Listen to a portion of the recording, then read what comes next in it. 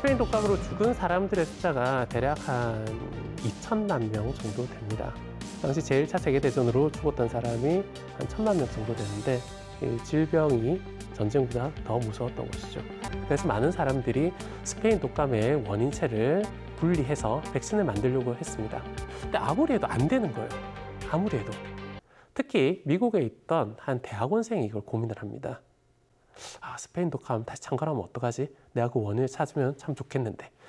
이 26살짜리 대학원생 이름은 요한 훌틴이라고 하는 사람입니다.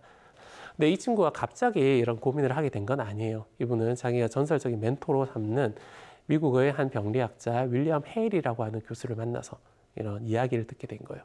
그가 어떤 이야기를 하냐면은 영구 동토층, 영원히 얼어있는 땅으로 가서 스페인 독감의 희생자를 찾아서 거기서 원인체를 반드시 찾아야 된다라고 이야기를 하는 거예요.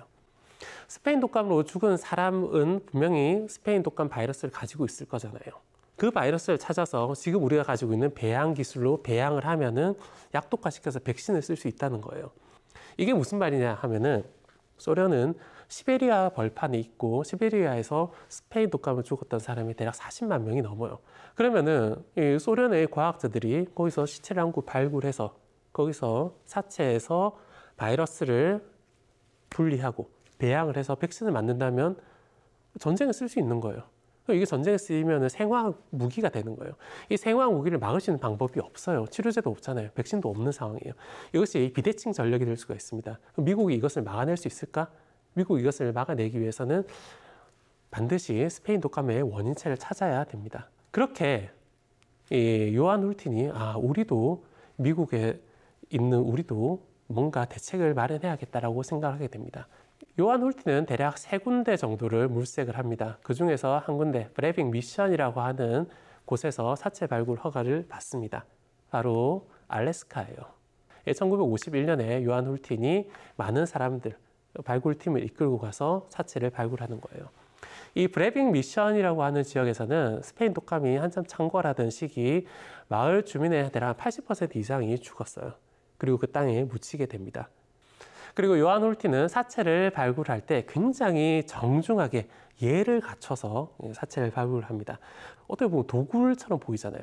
근데 그게 어떤 의미를 가지고 있는지 그리고 어떤 절차를 따를 것인지 추도식도 열고서 굉장히 예를 갖췄어요.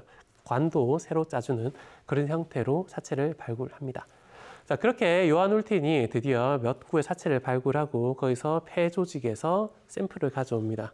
그러면서 자기가 일하던 연구실로 가서 바이러스를 이제 다시 분리하려고 합니다. 근데 잘 안 됐어요, 결과적으로. 일단 폐 조직이 너무 많이 상해 있었어요. 그러다 보니까 바이러스가 결과적으로 말하면 죽어 있었던 거예요. 여러 가지 이유가 있지만 일단 그 당시 기술이 그렇게까지 좋지는 않았어요.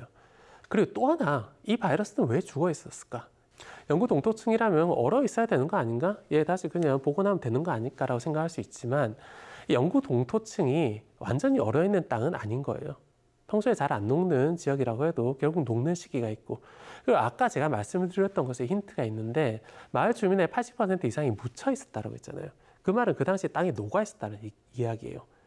그러면은 그 땅이 영원히 얼어 있는 것이 아니라 1년 주기로 계속 여름에 녹고 그 다음에 다시 겨울에 얼고 그 과정을 반복하면서 세포가 터지는 거예요. 그러다 보면 바이러스도 죽을 수밖에 없던 것이죠. 근데 제 생각에는 이때 배양을 못한 게 다행이에요. 왜냐하면은 지금 만약에 이런 치명적인 바이러스를 배양을 하려고 하면은 바이오 레벨 같은 것들, 즉 실험 차폐가 잘 이루어져야 되거든요. 우리가 영화에서 보는 것처럼 각종 안전 장비를 착용하고서 실험을 해야 되는데, 그리고 주변과 철저하게 차단된 공간에서 해야 됐는데 그 당시 수준으로 그게 가능했을지 잘 모르겠습니다. 만약 요한 훌틴이 그 바이러스를 배양을 했다라면 어쩌면은 거기서 다시 또 스페인 독감이 또 창궐했을지도 모르는 일입니다. 근데 어쨌든 요한 훌틴은 실패했어요. 근데 한 가지 위안은 뭐냐면은 미국에서 이렇게 못했는데 과연 소련에서 스페인 독감을 전략 무기로 개발할 수 있을까? 그건 안 되겠죠. 시베리아 땅이라고 해도 여름에는 녹을 것이고 분명히 거기 묻혀있던 사체들에서도 바이러스 샘플들은 전부 다 죽어 있을 거예요. 그러면 스페인 독감이 소련 과학자의 손에 들어가서 백신이 되는 그런 일은 일어나지 않겠죠. 그렇게 시간은 지납니다. 시간이 더 지나고 나니까 이제 질병에 대한 공포는 조금 사그라들었어요. 항생제도 나오게 됐고 다른 바이러스 치료제들도 나오게 됐습니다. 근데 모든 사람들이 이 스페인 독감을 잊었느냐면 그렇지는 않아요. 미군 병리학 연구소에 있던 제프리 타우벤버그라고 하는 이 박사가 스페인 독감의 원인체를 다시 찾으려고 합니다. 이 사람은 스페인 독감이 전략 무기로 개발된다면 여전히 무서울 거다라고 생각을 했던 거예요. 1993년에 연구를 본격적으로 시작하는데 이때는 사실 소련이 해체됐던 시기예요. 전쟁 무기가 아니더라도 이것이 테러라든지 다른 용도로 어떻게든 쓸 수가 있잖아요. 그래서 이 사람은 미군 병리학 연구소에 있으면서 원인체를 발굴하려고 합니다. 이 사람은 좋은 샘플을 얻겠다라고 하는 확신은 없었어요. 하지만 기술이 좋아졌어요. 1993년이라면 PCR 기술 같은 게 개발이 돼서 굉장히 적은 극미량의 유전자만 가지고도 증폭을 시킬 수가 있어요. 굉장히 좋은 하이테크 기술로 무장을 하고서 이제 원인을 찾으려고 하는 것이죠. 이 사람은 자기 연구팀과 함께 한 80군데 이상의 사체를 뒤져요. 정말 미국 전역에 있던 사체를 다 이제 뒤진 건데 그러다가 사우스캐롤라이나주에서 로스코 본 일병이라고 하는 이 사람의 사체를 발굴하는 데 성공을 합니다. 이 사람은 1918년에 입대를 해요. 입대를 했다가 일주일 만에 독감으로 죽습니다. 이 사람의 배에서 바이러스 샘플을 찾아내는데 성공을 한 거예요. 이 바이러스는 굉장히 많이 오염돼 있었습니다. 미국 사우스캐롤라이나면은 굉장히 따뜻한 지역이에요. 녹고 얼고 계속 반복하면서 많은 바이러스들이 죽었겠지만 그럼에도 불구하고 정말 살아있던 게 조금 있었던 거예요. 그리고 PCR 기술 등으로 이것을 증폭시켜서 몇 안 되는 유전자긴 하지만 몇 안 되는 염색체긴 하지만 이거를 찾아내는데 성공을 합니다. 그래서 대략 한 140개 정도의 염기 서열을 분석을 해서 스페인 독감이 H1N1 바이러스다라는 것을 찾아냅니다. 그 결과가 1997년 사이언스지에 발표가 됩니다. 제목이 Initial Genetic Characterization이에요. 스페인 독감의 원인체를 찾아내는 시작이라고 이야기를 하고 있습니다. 왜 시작일까? 이게 완전한 결과는 아니에요. 스페인 독감의 원인 바이러스가 정확하게 어떤 것이다라는 걸 알려면 전체 유전자를 다 분석을 해야 됩니다. 근데 140개 정도밖에 분석을 안 한 거예요. 그보다 훨씬 더 많은 염기 서열이 있고 훨씬 더 많은 유전체가 있어요. 그러면 사람들이 의문을 가질 수 있죠. 아니, 유전자 2개 가지고 H1N1이라고 했는데 그거 진짜 맞느냐? 우연히 이 2개만 맞은 다른 바이러스일 수도 있지 않을까 생각할 수도 있는 것이고, 그 다음에 아니, 로스코 본 일병이 애초에 스페인 독감으로 죽은 게 맞나? 그런 의문도 들 수 있어요. 우연히 계절성 독감에 걸려서 죽었을 가능성도 있잖아요. 뭔가 다른 샘플이 필요해요. 다른 샘플이 나와서 만약에 똑같은 결과로 분석이 된다면은 스페인 독감의 원인체가 H1N1 바이러스일 것이다 라고 생각을 할 수 있겠죠. 근데 어쨌든 그것만 가지고도 사이언스 논문에 실렸어요. 그리고 이 사이언스 논문을 읽은 사람이 있습니다. 요한 훌틴입니다.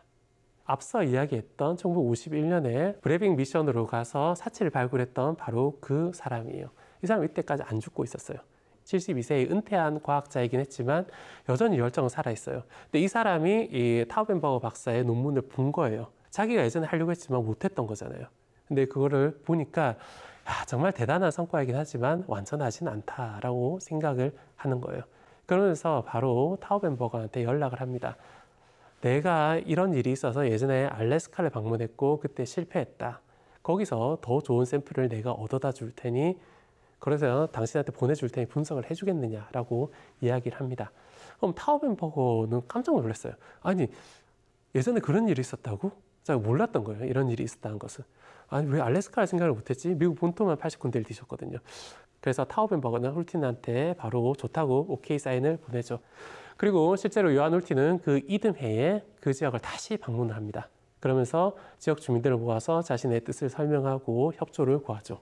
이때 도와줬던 사람이 현지인들이 많이 도와줬거든요. 그게 가능했던 게 뭐냐면은 이 사람이 1951년 자기 젊을 때 갔을 때 굉장히 예를 다해서 지역 주민들의 협조를 얻었다라고 했잖아요. 그때 이 사람을 지켜봤던 사람의 손녀가 1998년에 굉장히 많이 도와줘요. 그 지역 현지인들의 도움이 없이 이게 불가능할 거지 않습니까? 그러면서 비교적 비만한 사체를 발굴하게 됩니다. 이 사람은 이제 루시라고 이름을 붙입니다. 이 사체에. 이 비만한 사체는 굉장히 도움이 돼요. 왜냐하면 지방질이 많잖아요. 지방질은 온도가 좀 올라가도 녹지 않아요. 여전히 얼어 있거든요. 그렇기 때문에 바이러스가 죽지 않았던 거예요. 그러면서 그 바이러스 샘플을 확보를 해서 타우벤버거 박사한테 보냅니다. 그리고 타우벤버거 박사는 이 샘플을 바탕으로 유전자를 조금 더 분석을 하죠.